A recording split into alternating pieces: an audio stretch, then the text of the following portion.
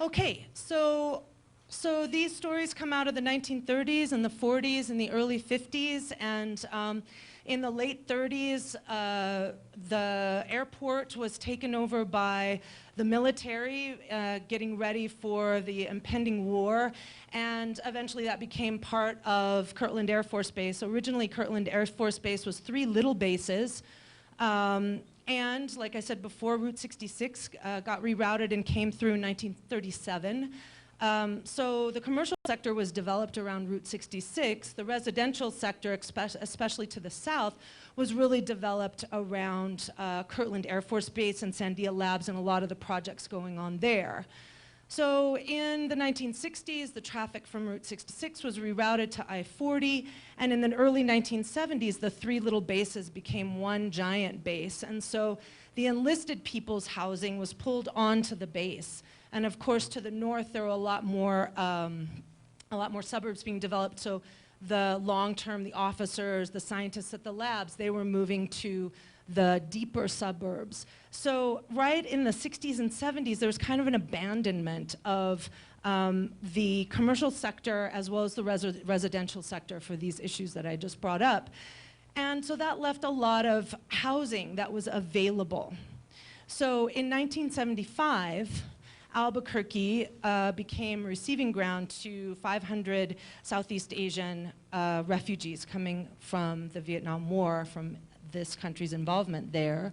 And because there was a lot of housing that was available, a lot of those people, most of those people ended up in what is now the International District.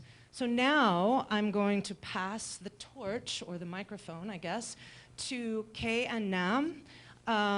They are going to tell us the story of Southeast Asian immigration. And I'll let you guys introduce yourselves.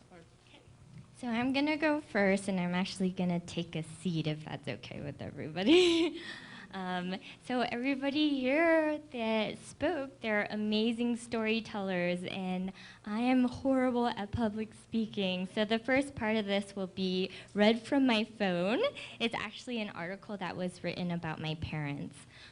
So I want to tell the story of how I got to Albuquerque, but I can't do that without first telling you how my mom and dad got here.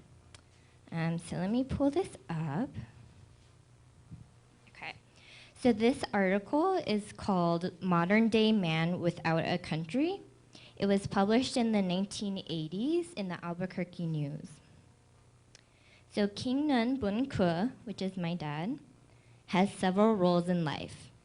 King speaks Chinese, Thai, and Lao, as well as English. Because of his multilingual ability, Highland High School has hired him to act as an interpreter for the non-English speaking students at Highland. King is a sophomore student studying electrical engineering at the University of New Mexico. He is a husband and a father. He is a refugee from Laos, or is he? The United States Immigration and Naturalization Service insists King and his 2 brothers are Thai and not Lao and should return to Thailand because their visas have expired. King, his 2 brothers, and their sister are subject to the same federal immigration laws, but all 4 have been treated differently. King's sister, who lives in California, was granted permanent refugee status, meaning she can live and work in this country permanently. King can work in this country only because an INS official accidentally stamped a document allowing him to do so. King's 2 brothers cannot work or get any aid or even a driver's license because they're not allowed to have a social security number. Both would like to find jobs. One brother, who is also attending UNM, was given a made-up social security number by the university so he could register there. He has also been allowed by the school to earn some money grading papers. All 3 brothers work on weekends doing yard work, trying to make ends meet. Confused? So is the Bounkeua family.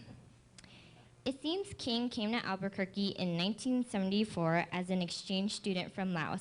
While attending Highland, King's grandfather and uncle were killed when the Pathet Lao threw a hand grenade into their car. King's frightened parents fled with their family across the Mekong River into Thailand. Concerned about his family's welfare, King left for Thailand to visit them. He stayed in Thailand for 2 years. Meanwhile, because of the change in the Lao government, King's passport had been canceled by the Thai government. Neither he nor the rest of his family could leave Thailand. With the fall of Vietnam, Laos, and Cambodia, King's parents were afraid Thailand would be next. Fearing for their children, his parents purchased Thai passports for them to get them safely out of the country. King and his 2 brothers came to the US on tourist visas issued at the American Embassy in Bangkok. King's sister was already in the US. King and his brothers returned to Albuquerque in 1977 and entered school. King graduated from Highland in 1978 and entered UNM. When their visas expired, the brothers attempted to get their tourist status changed to student status, but the INS denied their request. The 3 next applied for permanent refugee status. The Immigration Service denied this request also, saying the brothers were Thai, and Thailand was not at war, therefore they were not refugees. When they attempted to explain that they were from Laos, an INS official called them liars and accused them of coming into this country under false pretenses. Now the INS wants to deport King and his 2 brothers. A deportation hearing has been scheduled in January by the INS to determine the fate of the Bounkeua brothers.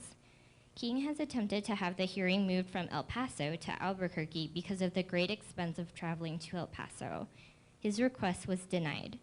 King and his brother continue to go to school and work at wherever they can, knowing that in 3 months' time, they may have to pick up the pieces of their lives once again and move on. So this story was really important to me because it explains part of my history and because I didn't know about it until last year. So my parents growing up here in Albuquerque, they just wanted the best for us. They wanted us to be happy, they wanted us to do well and to thrive here in the US.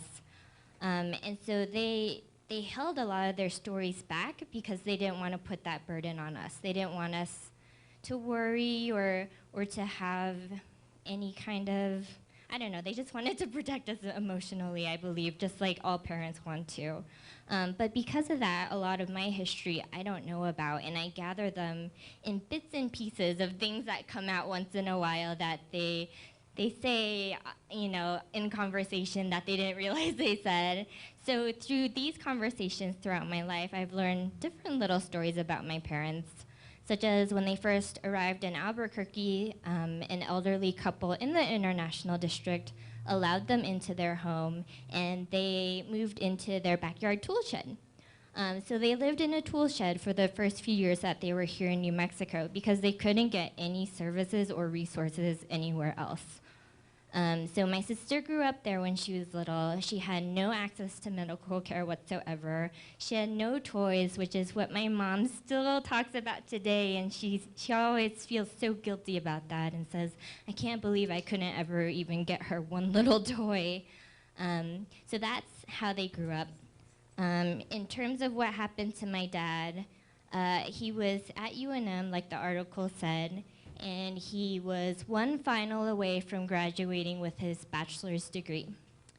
But because of the deportation hearing, he was so stressed out that he just couldn't do it, and he went to the hearing, and he never got his degree, and that has been on his mind for his whole life.